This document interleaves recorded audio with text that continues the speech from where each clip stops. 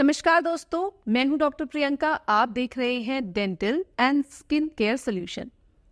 बहुत ही basic question हर बार लोग हमसे पूछते हैं कि क्या हमारा टूथपेस्ट ठीक है, कौन सा टूथपेस्ट हमें इस्तेमाल करना चाहिए और एडवांटेज और डिसएडवांटेज क्या है टूथपेस्ट को एक लंबे समय तक इस्तेमाल करने के।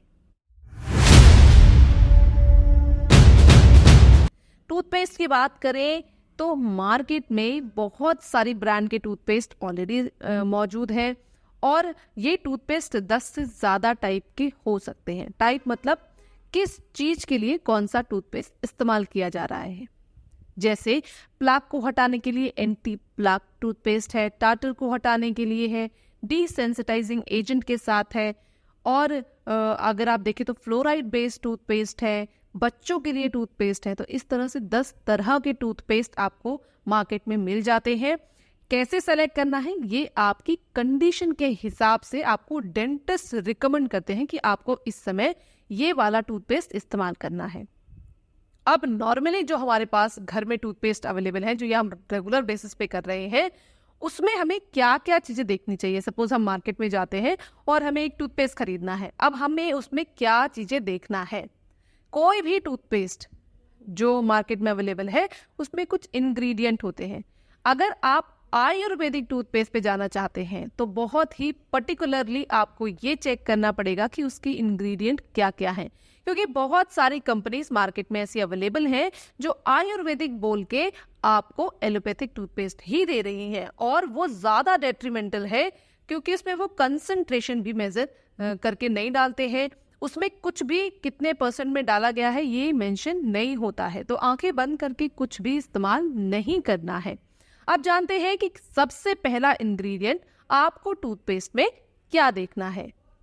तो पहला इंग्रेडिएंट किसी भी टूथपेस्ट का होता है एब्रेसिव पार्टिकल।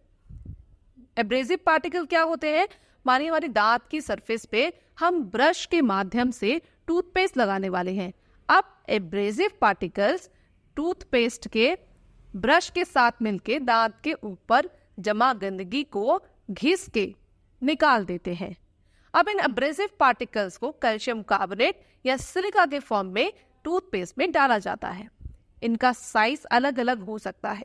जितना बड़ा एब्रेसिव पार्टिकल का साइज होगा उतना ही ज्यादा वो एब्रेशन करेगा। दांत से गंदगी को तो हटाएगा ही, पर आपके दांत को भी घिस देगा। तो इसलिए इंपॉर्टेंट है एब्रेसिव पार्टिकल का साइज। मार्केट में आपको ऐसे भी टूथपेस्ट मिल जाएंगे जिनमें एब्रेसिव पार्टिकल का साइज 200 से 250 के बीच में भी हो सकता है, लेकिन एक बेटर टूथपेस्ट में एब्रेसिव पार्टिकल का साइज 100 से नीचे का होना चाहिए, तभी ये आपके लिए एक बेटर टूथपेस्ट होगा। अब आपके टूथपेस्ट की RDA वैल्यू, इसे हम RDA वैल्यू से डिफाइन करते हैं। RDA वैल्यू कितनी है ये आप ऑनलाइन जाकर चेक कर सकते हैं। आप डालिए RDA value of a toothpaste, उसके बाद आपको एक बड़ा सा चार्ट मिल जाएगा जिसमें अलग अलग टूथपेस्ट की RDA वैल्यू लिखी हुई आपको मिल जाती है। कोशिश करिए ऐसा टूथपेस्ट लें जिसमें RDA वैल्यू 100 से नीचे हो। दूसरी चीज जो आपको देखनी है, फोमिंग एजेंट। जब भी टूथपेस्ट बनाया जाता है उसमें फोमिंग एजेंट डाले जाते हैं जिससे कि टूथपेस्ट में झाग आता है। ये व्हाइट कलर का हो सकता है। तो आपको जो फोमिंग एजेंट में चेक करना है वो ज्यादातर जो कंपनियां होती है वो सोडियम लॉरेल सल्फेट ये डालती है एज अ फोमिंग एजेंट। तो आपको ये चेक करना है जो एज अ फोमिंग एजेंट चीज डाली गई है सोडियम लॉरेल सल्फेट वो तो नहीं है कहीं आपके टूथपेस्ट में, क्योंकि सोडियम लॉरेल सल्फेट अगर आप लंबे समय तक इस्तेमाल करते हैं तो आपके मुंह में अल्सर्स का कारण बनता है। बहुत सारे लोगों के मुंह में थूक भी कम बनने लग जाता है और मुंह सूखने की समस्या आ जाती है। इसलिए सोडियम लॉरेल सल्फेट ना हो, उसकी जगह कोई अल्टरनेटिव यूज किया गया हो, ऐसा टूथपेस्ट आपको सेलेक्ट करना है। तीसरी चीज आपको क्या देखनी है, ट्राइक्लोसन तो नहीं है। ट्राइक्लोसन की एक लिमिटेड अमाउंट में जो कंसंट्रेशन है वो परमिनेंट है, लेकिन अगर बहुत ज्यादा अमाउंट में ट्राइक्लोसन उसमें डाला गया है तो वो आपके लिए हानिकारक हो सकता है। अब इसके साथ ही कोई भी टूथपेस्ट जो आप इस्तेमाल कर रहे हैं उसमें बहुत ज्यादा कलर्स ना हो, क्योंकि अगेन कलर्स के लिए कुछ ना कुछ केमिकल उसमें डाला गया होगा। तो कोशिश करिए प्लेन व्हाइट कलर का टूथपेस्ट आप इस्तेमाल करें। पैराबेन फ्री वाला आप टूथपेस्ट इस्तेमाल कीजिए। तो ये 3-4 चीजें आपको टूथपेस्ट में ध्यान देनी है। 2-3 चीजें बहुत इंपॉर्टेंट है। एब्रेसिव साइज उसका क्या है, उसमें SLS तो नहीं है, आप SLS फ्री टूथपेस्ट इस्तेमाल कीजिए, और उसमें ट्राइक्लोसन तो नहीं है। ये 3-4 चीजें अगर आपने देख ली तो आप लगभग एक ठीक टूथपेस्ट सेलेक्ट कर लेंगे। और इसके साथ टूथपेस्ट के साथ आपको और क्या चीजें ध्यान रखनी है, कंसंट्रेशन, कितना अमाउंट आप टूथपेस्ट का इस्तेमाल कर रहे हैं। आपको मटर के दाने के बराबर ही टूथपेस्ट लेना है, उससे ज्यादा टूथपेस्ट आपको इस्तेमाल नहीं करना है।